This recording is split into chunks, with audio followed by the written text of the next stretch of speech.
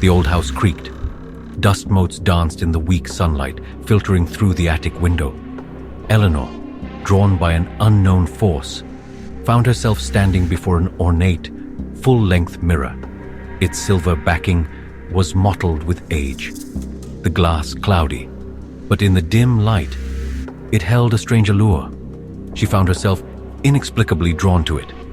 Eleanor ran a finger across the cold, dusty surface. A chill ran down her spine. The house felt heavy, burdened with unseen eyes. She felt a presence watching her, and though logic told her it was just the old house settling, a primal fear bloomed in her chest. She couldn't shake off the feeling that she wasn't alone. Despite the unease, Eleanor found herself returning to the attic, drawn back to the mirror like a moth to a flame. It was as if the mirror called to her, whispering her name in the dead of night. Each time, she would stare into its depths, seeking what?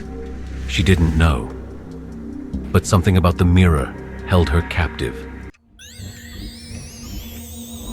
One evening, as Eleanor stood before the mirror, she noticed something odd. She raised her hand, a slow, deliberate movement. Her reflection, however, responded a beat late, its hand lifting to mimic her gesture after a slight but perceptible delay. Eleanor frowned, her brow furrowing. She tried again, this time touching her cheek, a nervous laugh escaping her lips. Again, the reflection lagged, the movement jerky and unnatural. A shiver ran down her spine, and she stepped back from the mirror, her heart pounding in her chest. It must be her imagination. That's all it could be. There was a perfectly logical explanation for this, she told herself. The old mirror was simply warped, the glass uneven. It had to be.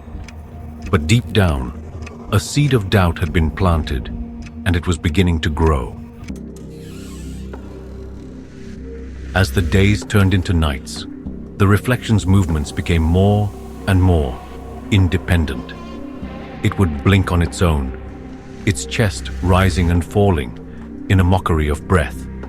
Sometimes, she would catch it shifting, changing position slightly, even when she stood perfectly still.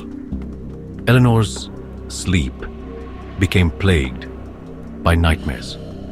The mirror, a looming presence in her dreams, reflecting a distorted, grotesque version of her reality. She would wake in a cold sweat, the feeling of dread clinging to her like a shroud. Her reflection, however, remained unchanged, a passive observer to her growing terror.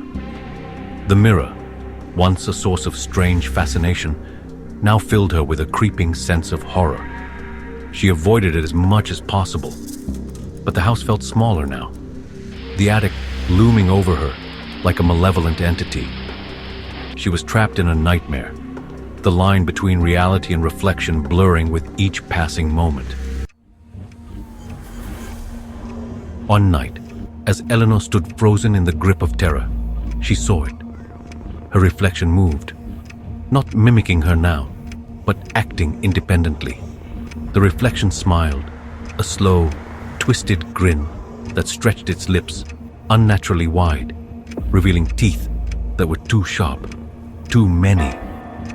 Eleanor gasped, stumbling back from the mirror, her hand flying to her mouth to stifle a scream.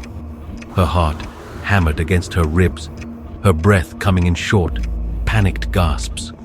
Her reflection, however, only continued to smile, its eyes cold and empty, devoid of any warmth or recognition. The smile, it wasn't human. It held a mocking amusement, a cruel parody of genuine joy. It was a smile that spoke of dark knowledge, of secrets best left buried. It was a smile that chilled her to her very core. The following days were a blur of terror. Eleanor couldn't bring herself to go near the attic. The image of that smile, seared into her mind, haunted her every waking moment. Sleep offered no escape, only a deeper descent into madness. She tried to tell herself It was just her imagination, a trick of the light, but deep down, she knew the truth. The reflection was alive. It was no longer a mere reflection, but something else, something sinister that had taken her place in the mirror. The house felt colder now, the air thick with a palpable sense of dread. She was a prisoner in her own home, trapped with a reflection that was no longer her own. Fear, cold and suffocating, wrapped around her, squeezing the fight right out of her. Eleanor stopped looking in mirrors. She avoided her reflection in windows, in puddles of water, anywhere she might catch a glimpse of her own face, terrified of what she might see staring back. But the fear remained, a constant companion. She knew, with chilling certainty, that escape was impossible. The reflection was bound to her, a dark doppelganger that would forever haunt her steps. Acceptance, bitter and cold, settled in her heart. The house was silent, save for the creaking of the floorboards and the ever-present whisper of the wind. But in the silence, Eleanor could almost hear it, the soft, mocking laughter of her reflection, echoing through the empty halls of her mind. Eleanor stood before the attic window, the cool night air brushing against her skin. She hadn't looked in a mirror for days, but she could feel its gaze upon her, cold and calculating. It was watching her, waiting for her, and she knew, with a certainty that chilled her to the bone, that it wouldn't be long now. Turning slowly, she met her own gaze in the dusty glass of the attic window. But the reflection staring back at her was not her own. It was the smile, the twisted, grotesque smile of her reflection, stretched wide in a mockery of her own terror. The scream died in her throat as the reflection reached out from the window, its cold, spectral fingers closing around her neck.